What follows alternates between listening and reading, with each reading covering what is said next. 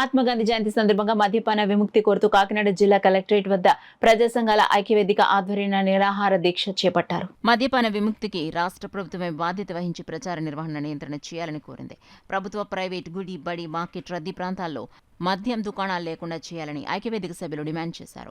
Doctor Nakka Suryanarayana ఆధ్వర్యంలో జరిగిన దీక్షా శిబిరాన్ని ఎమ్మెల్సీ ఐ వెంకటేశ్వరరావు సందర్శించి మాట్లాడుతూ మద్యం ఆదాయాన్ని ప్రభుత్వ వనరులుగా చూడటం మానుకోవాలన్నారు. ఈ కార్యక్రమంలో నాయకులు జిఎస్ శర్మ, భానుమతి, తోకల ప్రసాద్, చెక్కల రాజ్కుమార్, రంబాల సతీష్, తాలూరి రాజు, గొడుగు సత్యనారాయణ, గుబ్బల వెంకటేశ్వరరావు, శ్రీ రామారావు, గుర్రం ప్రసాద్, ఏసరత్నం, చిన్నారి భావన, వల్లూరి పద్మ, మిర్యాల సత్యబాబు, కొమ్ము చిట్టుబాబు, కన్నం శ్రీనివాస్, మిర్యాల చంటి ప్రసాద్ తదితరులు పాల్గొన్నారు. మద్యపాన నియంత్రణకి మద్యం ఆదాయంలో 10% మీరు ప్రచార కమిటీలకి వెచ్చించి నియంత్రణ చేయాలి. అదేవిధంగా ఈ సమాజంలో ప్రతి ఒక్క తల్లిదండ్రులు కూడా యువతరం ఈ మత్తు పదార్థాలకు బానిస అవ్వకుండా మీరు బాధ్యత వహించాలి.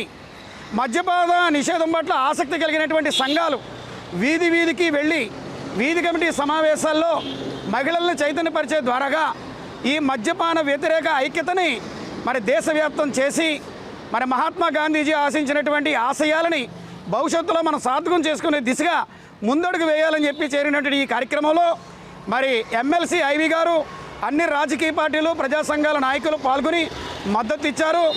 ఇది రోజువారీ కార్యక్రమంగా ఇక మీదట ఈ కాకినాడ జిల్లాలో కొనసాగుతుందని చెప్పి నక్కా సూర్యనారాయణ గారు పిలుపునిచ్చారు. కలెక్టర్ ఆధ్వర్యంలో ఎయిడ్స్కి ఏ విధంగా అయితే ఒక కమిటీని ఇచ్చారో అలాగా మాదక ద్రవ్యాలకి, మద్యానికి కూడా ప్రత్యేకమైన ఒక కమిటీని నియమించి నిత్యము ప్రసారం జరిపించాలి.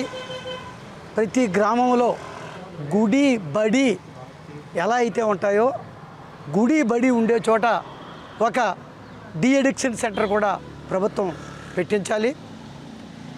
మహిళల మీద అత్యాచారాలు జరుగుతున్న అత్యాచారాలకు కారణం ఈ మద్యమే. ఈ మద్యం లేకపోతే అసలు అత్యాచారాలు జరగవు.